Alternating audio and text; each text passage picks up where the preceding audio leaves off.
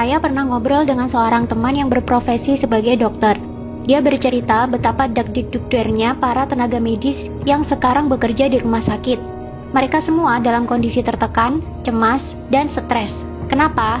Karena pasien-pasiennya, baik yang positif COVID-19 maupun PDP, jumlahnya semakin banyak dari hari ke hari. Dan mereka ada kewajiban merawat orang-orang yang jumlahnya seambrol itu di rumah sakit. Yang mana sebelumnya pihak rumah sakit tentu tidak mengira akan ada wabah pandemi seluas ini di 2020. Sehingga peralatan perlindungan diri pun kurang, hazmat kurang, gloves kurang, surgical mask kurang, shoe cover apalagi. Googles juga kurang banget. Makanya ada yang cerita katanya untuk menghemat hazmat yang sekali pakai itu, ada dokter yang memakainya selama 9 jam. Nggak boleh dilepas karena sekali dilepas harus dibuang dan diganti dengan yang baru yang steril. Sedangkan stok sangat terbatas. Jadi dalam 9 jam itu dokter tidak boleh makan, minum, pipis, dan BAB. Biar APD terutama hazmat yang sudah dipakai tidak perlu dilepas dan dibuang. Sedangkan dalam sisi lain mereka harus menahan keringat, panas, lapar, haus, dan menghadapi merawat pasien-pasien yang saya yakini pasien-pasien itu juga dilanda ketakutan dan stres yang sangat signifikan. Pasiennya stres, dokternya sudah kewalahan, ikutan stres juga. Ya akhirnya bulet di situ-situ saja. Pasiennya nggak sembuh-sembuh, dokternya juga lama-lama capek dan ikutan stres. Yang nggak kuat fisiknya akhirnya ikutan tepar. Bagaimana cara membantu hal ini supaya cepetan berakhir? Solusinya jangan sampai sakit. Saya di awal sudah sangat tidak setuju dengan masifnya media-media mainstream yang bolak-balik memberitakan angka penderita COVID-19 setiap saat. Memberitakan jumlah korban meninggal, memberitakan korban meninggal yang jenazahnya ditolak, memberitakan warga dan tenaga medis yang diusir dari kampung atau kompleks akibat COVID-19, dan masih banyak lagi.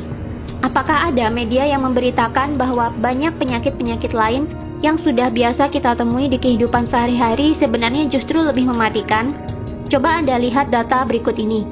Penyakit kanker setiap tahunnya membunuh 8,9 juta jiwa. Berarti dalam setiap bulan ada sekitar 741.600 lebih manusia yang meninggal.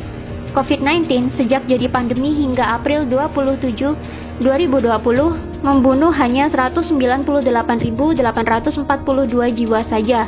Silakan Anda cek sendiri di situs resmi WHO.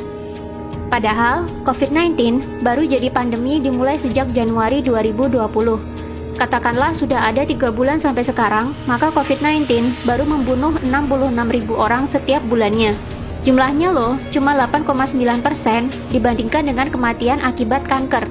Dan sekarang sudah diterapkan lockdown di mana-mana yang katanya cara ini efektif menurunkan kurva paparan COVID-19. Walau sebenarnya kalau saya lihat skema lockdown juga curiga sih. Hehe. Karena akibat lockdown gini, masyarakat justru semakin takut dan ekonomi mandek. Kantor dan toko yang buka dipaksa tutup. Orang jadi nggak punya penghasilan, karyawan dipotong gajinya, pengusaha banyak yang bangkrut. Pemerintah jadinya harus sedia banyak dana, selain untuk kebutuhan medis, tapi juga untuk stimulus ekonomi dan bantuan warga terdampak PSBB, supaya orang-orang tidak kelaparan akibat tidak bisa cari nafkah. Kalau nggak ada dana, ya hutang dong. Namanya penyakit, itu kalau nggak sembuh, ya meninggal dunia. Kalau kita lihat data, yang meninggal hanya 6,9% saja dari yang terpapar.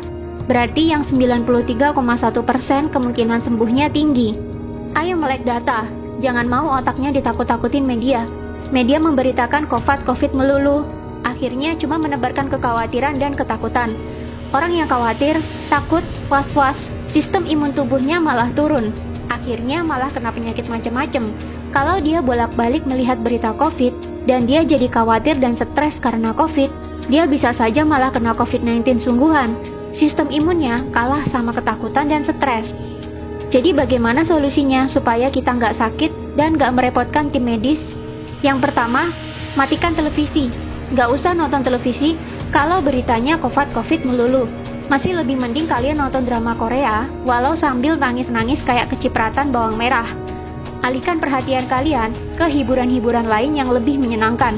Nonton video-video satisfying di YouTube kek, nonton Panji Petualang kek, atau menghalurian nonton travel vlog di YouTube buat obat piknik kek. Yang kedua, selalu berpikirlah untuk happy. Happy is the key. Harus bahagia. Berkomunikasilah dengan orang-orang yang positif. Tontonlah acara humor, bermainlah dengan kucing kesayangan, bermainlah dengan anak kalian yang masih unyu-unyu, pacaranlah dengan istri. Romantis-romantisan sama istri bisa bikin hormon kebahagiaan naik loh. Sistem imun juga ikutan naik. Yang ketiga, berpikirlah bahwa kalian selalu sehat.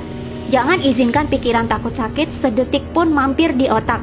Ganti doa kalian yang semula, "Ya Allah, jauhkan kami dari wabah ini," dengan "Ya Allah, sehatkanlah fisik dan mental kami, supaya kami selalu happy dan bugar."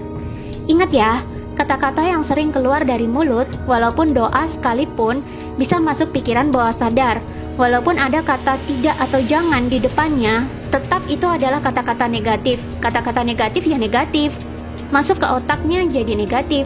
Jadinya tubuh dan lingkungannya meresponnya juga negatif. Misalkan kalian doa, "Ya Allah, jangan ada virus di rumah saya."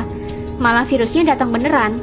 Beda dengan, "Ya Allah, tolong jaga rumah ini tetap bersih, sehat, dan nyaman untuk saya tinggali bareng keluarga."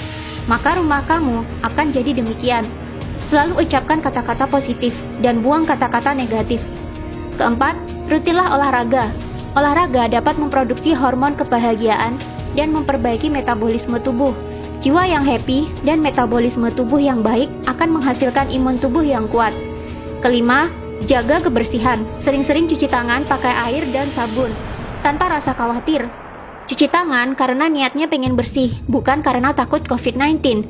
Percuma kamu cuci-cuci bolak-balik sampai pakai sabun dicampur alkohol sekalipun, tapi kalau pemikiranmu isinya takut, dan takut saja, ya resiko tertular COVID-19-nya malah tinggi. Keenam, jaga jarak. Kita mungkin kuat atau kebal, tapi orang lain belum tentu. Mari hargai mereka dengan tidak dekat-dekat dan selalu pakai masker kemana-mana, terutama jika berhadapan dengan orang lain. Intinya adalah bahagia, happy, sehat, pikiran tenang, di bawah slow aja. Jangan sampai kamu masuk ke rumah sakit. Sekalinya kamu masuk rumah sakit, maka kamu akan bertambah stres, karena di sana isinya juga pasien-pasien yang lebih banyak stresnya ketimbang sakitnya. Gak usah terlalu perhatiin media. Matiin televisinya kalau beritanya gak enak melulu. Hiburan masih banyak. Ayo melek data. Jangan mau ditakut-takutin media.